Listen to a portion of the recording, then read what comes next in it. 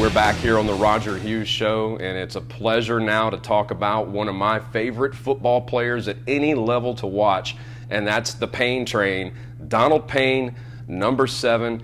Coach Hughes, tell us a little bit about Donald Payne, the person. What kind of individual is he? We see him on the football field, and he just makes things happen. Talk a little bit about him, how you found him, and the emergence of Donald Payne as he arrived here. Well, actually, we actually got on pretty late in the recruiting process. You know, signing date had passed. It was actually toward the latter part of March, maybe actually even in April, when Donald took his official visit here. And he came down with his parents, and his father, his stepfather and mother came down and kind of looked at the school.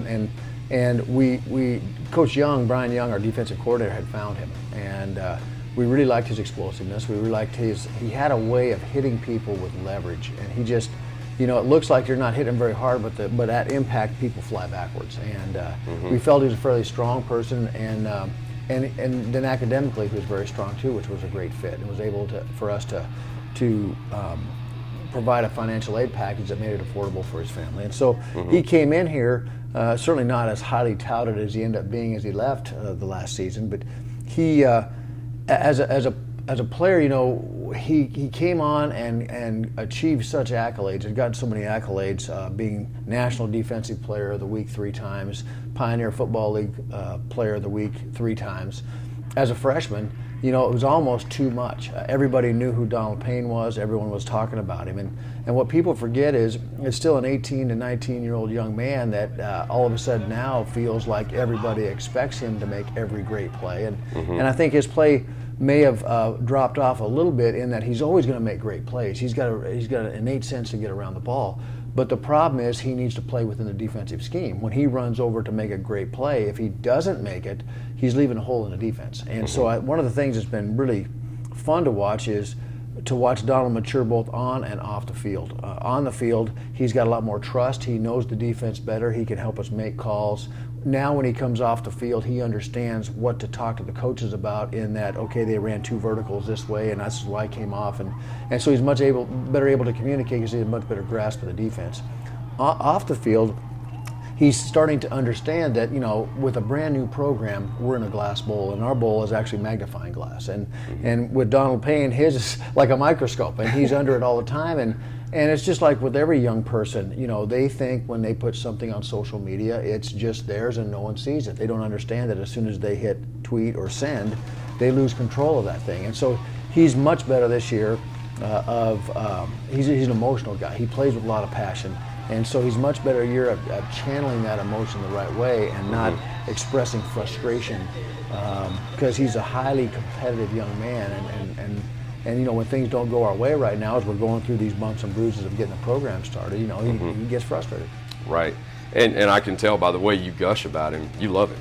And I tell you, and who wouldn't? I mean, the impact that he has on the defense as a leader, as a playmaker, he entertains the crowd, but he does so with an intensity that sort of draws the crowd in. He's not a showboat. He's never been one to really demonstrate out loud to the crowd on the field, look at me, but he does so with his play. Well, he does so with his play, and it's remarkable what his play achieves. I mean, usually, it's one thing to get a sack, but you know, in the Birmingham Southern game, or I'm sorry, in the first game against Warner last year, his first play of our delayed return was a fumble, a recovery, and a touchdown. So he's scoring on the defensive side of the ball. In our first game against Warner this year, he scoops up a block punt, runs it in for a touchdown. You know, he intercepts a pass. He's always around the ball, and so it's not just for him. He doesn't just make plays. He tends to make his plays. The plays that he makes are spectacular, and are game-changing type, are certainly emotional-changing types. And when you're coming in, flying at the quarterback, knocking him down, making the ball come out, and then scooping it up,